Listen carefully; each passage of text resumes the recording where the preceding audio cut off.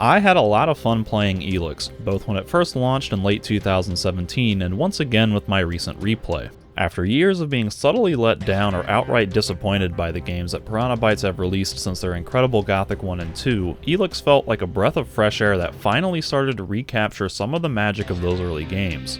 Impressively, it actually improves upon those legendary games in some key ways. However, the overall package still isn't as good as the original Gothic games were, especially for their time. The whole thing is pretty rough around the edges and has some weird design choices that make it feel like the game could have used another few months of development time to iron out some of its kinks, or else to flesh out some of its ideas a little better. It's a good game, but there's certainly plenty of room for improvement with a sequel, which seems like it's slated to come out later this year or perhaps in early 2021. With the sequel already nearing the end of its development, it's obviously way too late for these kinds of requests or suggestions to have any influence on the final product, so this video is mostly wishful thinking, but here are some of the things I would like to see in Elex 2. Before getting into the actual list, I should point out that I've already outlined 14 things that the original Gothic games still managed to do better than Elex, despite being about 15 years older and coming from a far more primitive era in gaming history. All or most of which would be good inclusions to feature in Elex 2. Since I've already gone into great detail in that video, I won't bother repeating myself here, so I'll just quickly summarize some of the main points, and then if you'd like to hear more, you can check out that video.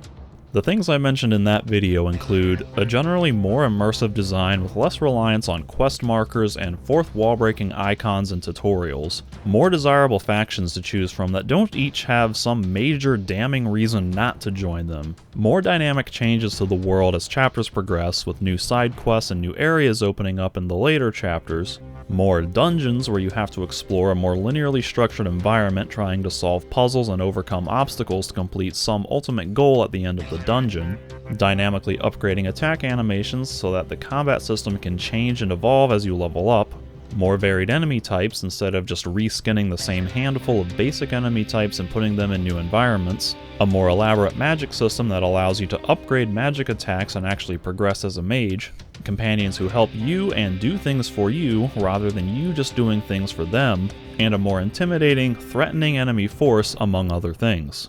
Now for the actual content of this video, I should also mention that there are a lot of really small, specific things I could critique and request be changed for the sequel, but I'd be here all day doing that, and really, a lot of those are minor nitpicks that don't have a major effect on the gameplay. So I'm mostly going to focus on broader concepts that affect the game overall, with a few specific things sprinkled into the mix. Number 1. Quicker access to other factions. One of the most unique and interesting ideas in Elex is its blending of fantasy, science fiction, and post-apocalypse genres, with each of the game's 3 primary factions, the Berserkers, Clerics, and Outlaws, representing each of those themes with their own visual aesthetics and mechanical gameplay functions. The world itself is likewise split into different regions reflecting those themes, with the lush green forests in Edan, the rocky volcanic lava flows in Ignadon, and the ruined desert wasteland in Tavar. Seeing how the game blends those different themes and how the different factions use Elex to their own unique advantage is the game's main selling point to me, and yet it takes a really long time before you actually get exposed to those different themes because the early stages of the game revolve heavily around the Berserker faction in Edan. The game starts you out deep in Berserker territory, and then it strongly pushes you towards the Berserker town Goliath to do quests there first, so that you can level up enough to actually start exploring the rest of the world, which can be a bit of a drag if you don't like the Berserkers or else aren't enjoying Elix's rendition of the fantasy theme in that area. In essence, you're sort of forced into role-playing a Berserker early on, or at least playing along with their faction even if you don't want to. To be fair, previous Piranha Bytes games also heavily nudged you towards one particular faction to start the game. Gothic 1 guided you towards the old camp first, Gothic 2 practically forced you into Corinus before going elsewhere on the island, Risen hinted that you should visit the bandit camp in the swamp before going into Harbor Town, and so on. But those games were all set in much smaller worlds where it was literally quicker and easier to reach another faction's headquarters after deciding to leave the starting area. Plus, they usually had helpful NPCs who would escort you to the other factions so that if you didn't know exactly where you were going, you could actually find them, and so that you could actually survive against the tough enemies you might encounter along the way. In Elex, the faction headquarters are all positioned in opposite corners of the map, so they're literally much further apart from each other than in other Piranha Bytes games, especially considering how much larger and more spread out the map is in Elex, and there's no one in the first town who will escort you to the other towns. There is a shortcut between the domed city and the Hort, where the clerics reside, since the teleporters there are linked. Once you discover the one outside the domed city, you also unlock the teleporter outside the Hort. And there's also a wandering cleric suggester in Abessa who can warp you there, but these are both random, unpredictable things that sort of require you to luckily stumble into them. You don't know, for instance, that the domed city and Hort teleporters are linked when setting out from Goliath, so if you wanted to visit the clerics, then you might not go anywhere near the domed city and would never discover that shortcut. Meanwhile, there's absolutely nothing that takes you to the fort where the outlaws are, so if you want to go there and learn more about the outlaws, then you're completely on your own. Really, it feels like Piranha Bytes were deliberately restricting your access and exposure to other factions early on, as if they were trying to ease you into its blended genres since their entire fanbase was used to playing more traditional fantasy-themed games and might not be as interested in science fiction and post-apocalypse themes. Or at least that's what I think they may have been thinking. But really, the genre blending is the whole point and the main appeal of the game to me, and so it feels weird and counterproductive that it takes so long before you can start to experience the game's central premise. It would have been nice, for instance, to start the game outside the domed city so that you could do quests for all three factions, 4 if you include the Separatists, learning about their histories and ideologies and witnessing their conflicts and tensions between one another, and thus getting to see what the 3 factions are actually like much earlier in the game. In Elex II, I would very much like to see that type of approach taken, either by having you start the game in some sort of mixed hub where all of the game's factions are represented, sort of like an embassy or whatever, or else if they could start you in some area of the map where you have equal opportunity to choose where you go first, or else if they could just have quicker, more accessible shortcuts to reaching the other factions if you're going to have to visit one first. Number 2. More focus and direction at the start of the main quest. The main quest in Elex is extremely vague and open-ended at the start of the game. Your raider is shot down and you're seemingly betrayed by your own people, left to fend for yourself and find a way to survive in a harsh world. Thus, your main objective is literally survive, with no concrete direction given to the main story element of figuring out who shot you down or why you were betrayed or what's really going on in the story. It takes a long time, practically the entire first chapter, which comprises the majority of the game, before the story actually gets itself going with any sort of direction, and even then it kind of comes out of nowhere for no real reason. Until then, you're just kind of exploring the world and doing quests for the simple purpose of leveling up and getting stronger, with no real overarching goal you're trying to accomplish.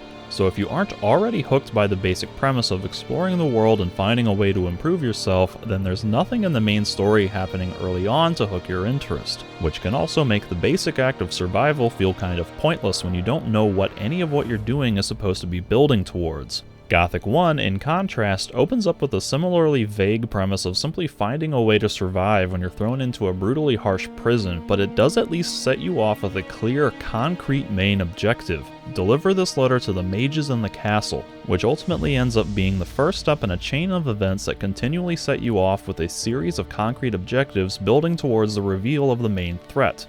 You know from the start of the game what you have to do to advance the main story and have at least some sort of concrete thing you're trying to accomplish in the world. Gothic 2 gives you an even clearer main objective right at the start of the game.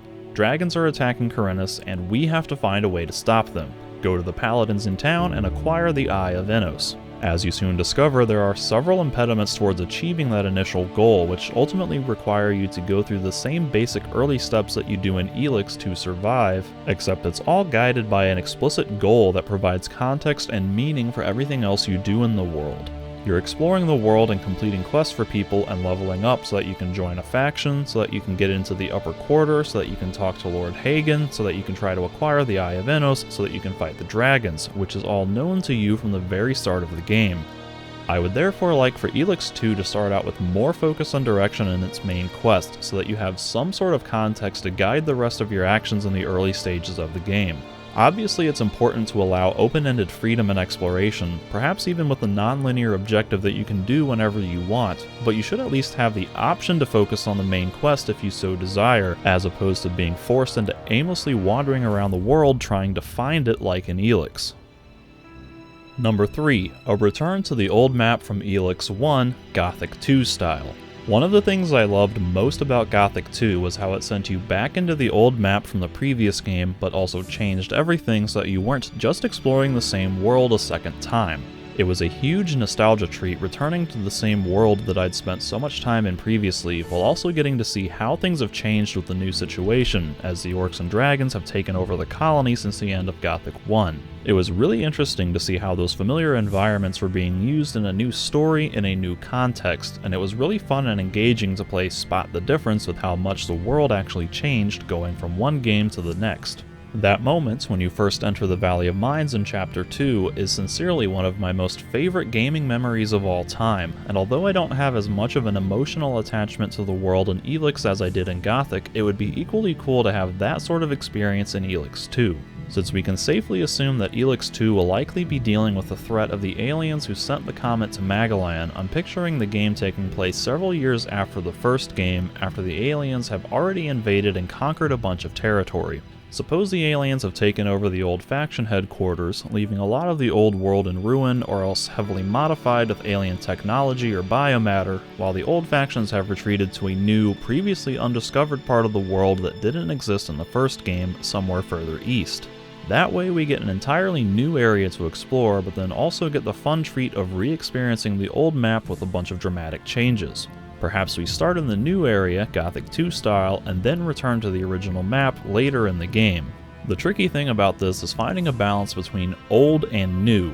On the one hand, I don't think it's wise to have the entire game set in the old map, even if it is entirely different and modified, because people expect new things when paying full price for a standalone sequel. But on the other hand, the world was already so large that adding an extra region of equal size to the original map would probably make the world excessively large when it was already bordering on being too big in the first game. Gothic 2, for instance, closed off part of the original map behind the orc wall, such that we never got to see what actually became of the swamp camp and other smaller regions, which might have to be the approach taken with Elex 2.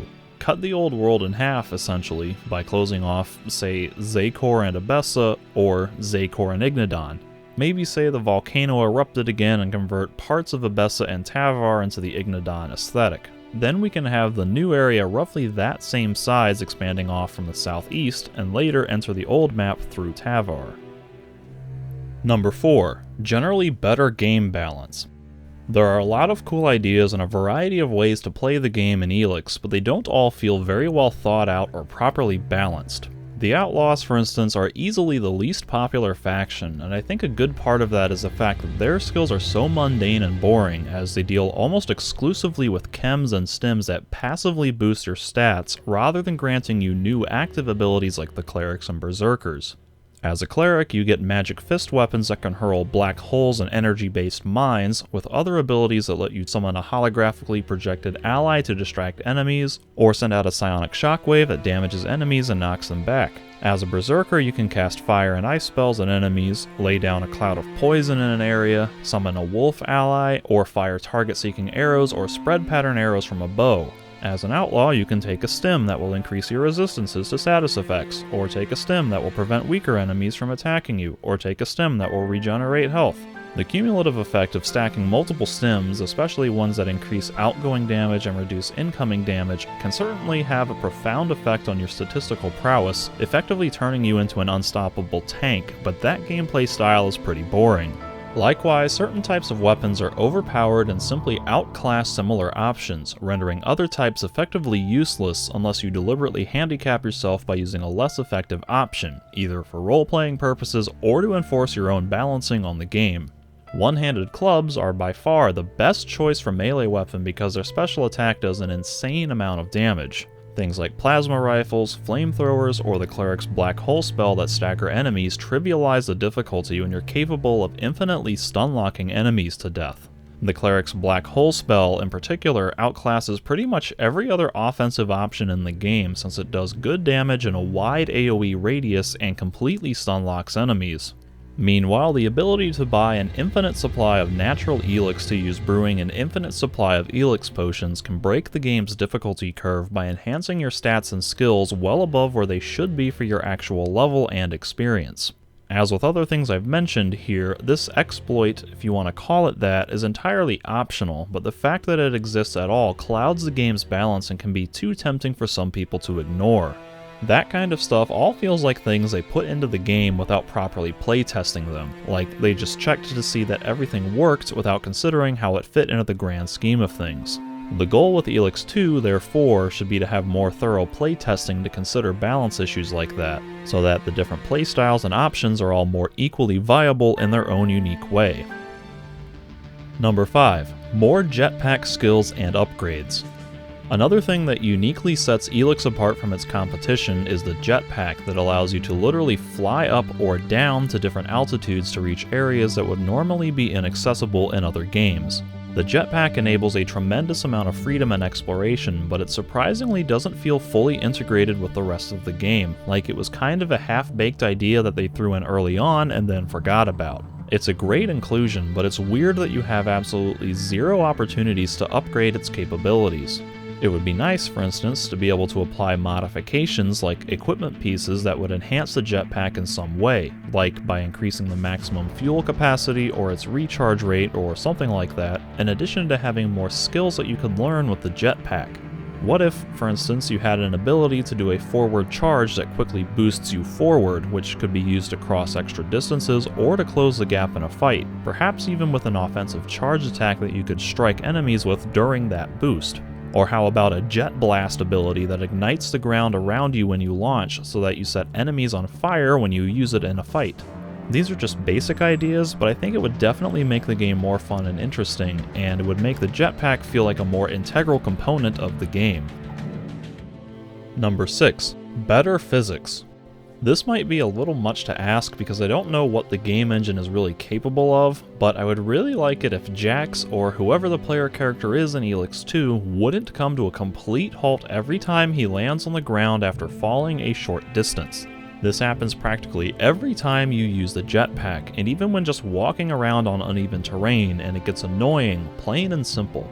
It's particularly frustrating when you're using the jetpack in combat to buy some space from an enemy while you regenerate stamina, only to have Jax come to a complete halt when he lands, thus giving enemies the opportunity to close the gap and possibly hit him while you're still mashing on the forward button trying in vain to get him to keep moving. But really, it doesn't even seem to make sense physically, as I would expect his forward momentum would allow him to continue moving forward when he lands. What I don't understand is that there are random occasions when Jax will actually land and continue forward in stride without that obnoxious momentum-halting pause where his feet get rooted into the ground, so it seems like it's possible. I just can't figure out how to trigger that type of physical reaction consistently. The opposite is also a problem, however. Sometimes you want Jax to land and stay put in one spot, like when you're flying up to a high platform and need to land on a small surface.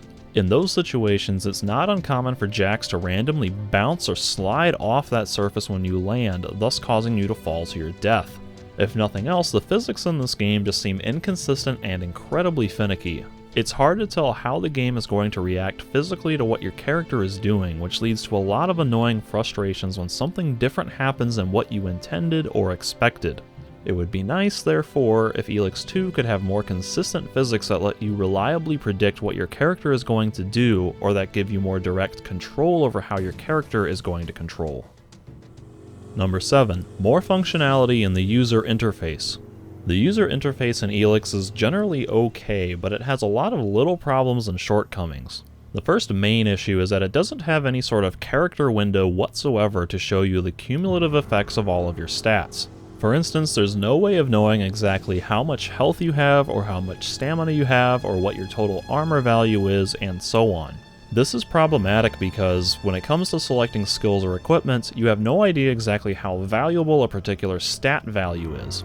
If, for instance, a ring says it will increase your health by 10, you have no idea if that's a lot or a little, and some items or skills don't give you any concrete values to begin with, so they're even more vague about how useful they are.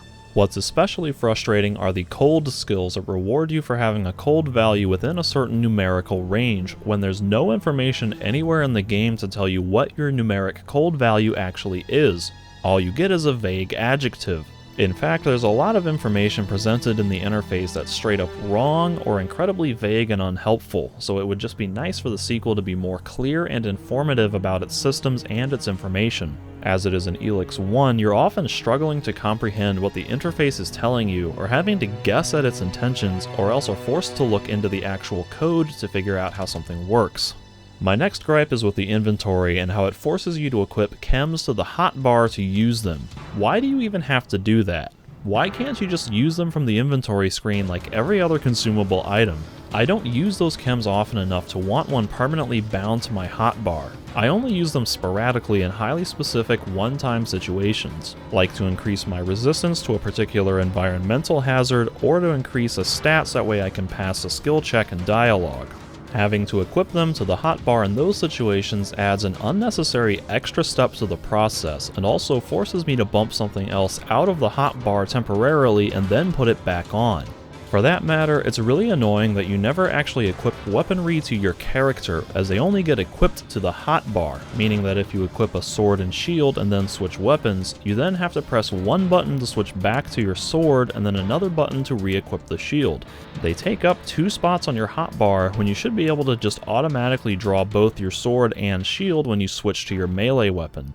Likewise, having to equip every magic spell to the hotbar individually instead of being able to cycle through the options in some other way just creates extra clutter on that hotbar that already gets filled with multiple weapons and consumable items. There just isn't enough room on that hotbar to equip a sword and shield, a ranged weapon, health potions, mana potions, a magic fist weapon or 2, and various spells and other situational items. So really, I'd like to see a better system for equipping and using various things. Number 8. More significance with the player base. In what I believe is a first for Piranha Bytes, Elex features a player base of operations where all of your companions hang out when they're not with you, and with your own personal quarters where you can sleep, store things, and keep track of other things like your progress hunting down pieces of the treasure map. You also get a few options to customize the look of its furniture, install crafting benches, and hire a merchant. It's really not something that I was ever clamoring for in a Piranha Bytes game, and I'm not sure if it's something that's really necessary in these types of games, but I'm okay with the concept, just not entirely with how it was executed. When you first arrive at Origin, you're told that it's supposed to be an important place that will be crucial for uniting the free people of Magalan and leading everyone to freedom, and how you're somehow the one destined to lead Origin and all of that. But then it feels like kind of a pointless peripheral gimmick the entire time. It's nice to have a dedicated place to do all of your buying, selling, and crafting, but that's really all it is. I think literally the only thing of importance happening with Origin is that Harley will repair your crashed raider, which is important for the attack on the Ice Palace. So while I like the idea of having a player base, it feels like there should be more point to it in the sequel and more going on with it. Like there should be more side quests associated with it, more ways to build it up and customize it, more of a reason to want to invest in it, more involvement with the main quest, and so on. Number 9. Save file transfers. Also in a first for Piranha Bytes, Elex actually has multiple endings depending on your cold level, which would ostensibly have some kind of major impact over how things shape up for the sequel. Not only does your ending determine how humanity will prepare for the looming alien threat, but it also affects your relationships with the different factions and their relationships between each other. You make a few other lasting decisions as well, like determining the fate of the domed city, killing Duras or sparing his life, possibly romancing either Kaya or Nasty, all of which would be nice to see reflected somehow in the sequel. The most obvious way to do this would be to simply transfer data from your Elex I save files into the start of Elex II, but I'm not sure how feasible this is if they weren't already planning to be able to do that in the first game. Maybe in place of that, we could get a Witcher 3 style simulated save option where we get to manually choose how things ended up in the first game so that they remain consistent in the third game, even if you no longer have a save file to use. Otherwise, without that, you run into continuity issues where they have to pick one of the 3 endings as canon and disregard the others, which might be pretty jarring for some players who are adamantly role-playing one way and liked the ending they got, only to find that ending and their role-playing decisions retconned out of existence in the sequel. Number 10. New protagonist, old companions, and NPCs. Although I didn't mind playing as Jax and Elex and would be alright with seeing him in the sequel, I feel like his story has already been told and we don't necessarily need for him to be the protagonist of the sequel. After all, a major point of satisfaction and enjoyment in these games deals with the progression system of starting out incredibly weak and then rising to immense power by the end. To accomplish that, they'd have to come up with some contrived excuse for Jax to lose all of his power again, which they already did once at the very beginning of the first game. I can buy into him losing all of his power once, but twice in 2 games is really pushing it. What might be cool, therefore, is to have Jax retain all of his power from the first game, but make him into an NPC while the player takes control of a brand new character. That way you can still experience the satisfaction of Piranha Bytes' signature difficulty curve without adversely affecting Jax's character, as long as he's written to be consistent based on your ending from the first game. I'm guessing Jax would be the one in charge of leading the defense against the aliens while you play as some random grunt or newbie who only gets to interact with Jax at a few specific points in the main story. Likewise, it would be nice to see a lot of familiar faces in the sequel. I liked all of the companion characters, generally speaking, and so if they could come back in Elex II and serve some role in the game, either as companions or main story characters, or just side quest NPCs, that would be neat. Number 11. A flashlight. Just please, a simple flashlight. I'm a big fan of how the game looks when exploring at night, especially the darker pre-patch version when everything was dark enough that you needed some type of light to see the environment in detail, but it was still bright enough to generally see where you were going. I appreciate dark, moody lighting and atmospheres contrasted with dynamic light sources, but the magnesium torches in Elex are just rubbish. They don't light up a very big area, so they're not really that helpful to begin with. Plus, they also bathe everything in red light and have that hissing sound effect constantly playing while they're active. Not to mention, it's irritating constantly having to drop and pick up your torch every time you need to unholster your weapon or interact with the environment. I would love to have a flashlight that the player can use similar to the one Crony U4 has. A normal lamp that casts a light and a conical beam directly in front of you that you can manually toggle on and off and aim where you please when you shift into over-the-shoulder aiming mode. Failing that, I'll also accept a more old-school light ball orb a la Gothic and Gothic 2, because at least those cast natural light instead of that red hue and don't have to be constantly picked up off the ground all the time. And thus, that concludes my wish list of things I'd like to see in Elex 2. As I said before, there are still plenty of smaller things and even some big things that would be nice to see improved upon in the sequel, but at least of the things that I can think of, they're either small enough that they don't really affect gameplay that much, or they're things that I don't think are realistic to expect from Piranha Bytes. For instance, it would be nice to have smarter AI for companions and enemies, but I'm not going to hold my breath on that one. I am curious to hear what other people would want out of the sequel, so if you have things on your wish list that I didn't mention in this video, then let me know in a comment. As usual, I still have more Elex content coming, so stay tuned and be on the lookout for that as well. Otherwise, thanks for watching, and I'll talk to you next time.